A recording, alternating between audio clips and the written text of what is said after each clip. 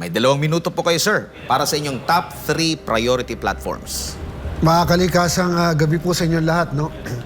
Maliwanag naman na yung pagtakbo natin ay dahilan po ng pagsasawa ko na sa pag-iintay sa napakatagal na panahon. 30 years na po tayo nagtatanggol sa kalikasan.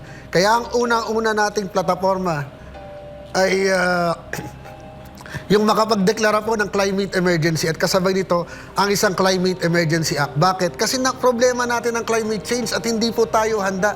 Kaya importante makapaghanda tayo ng mga akmang solusyon sa mga problema ng climate change. At mangyayari lamang po yun kung may batas.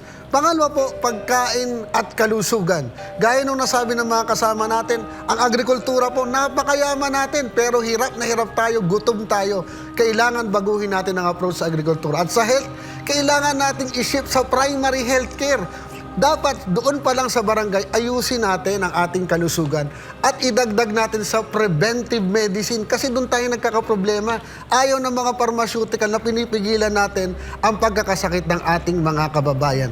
At pangatlo po, edukasyon. Kasi anumang solusyon sa klima, anumang pagbabago ang nais nating gawin, kung hindi po tayo magkakaroon ng edukasyon, hindi natin maisasaay sa edukasyon, wala pong pangmatagalang solusyon na mangyayari sa ating bayan. At marami po ang batas na nakapagpa-improve sa edukasyon, pero hindi naman po nai-implement ito. Kaya nga tayo nahuhuli na sa edukasyon. At idagdag ko pa po, pang-apat, sabi 3 lang, pero may pang-apat tayo, yung ekonomiya.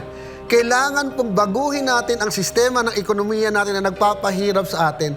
Ang kapitalistang sistema kailanman hindi po magaganan siya sa taong bayan.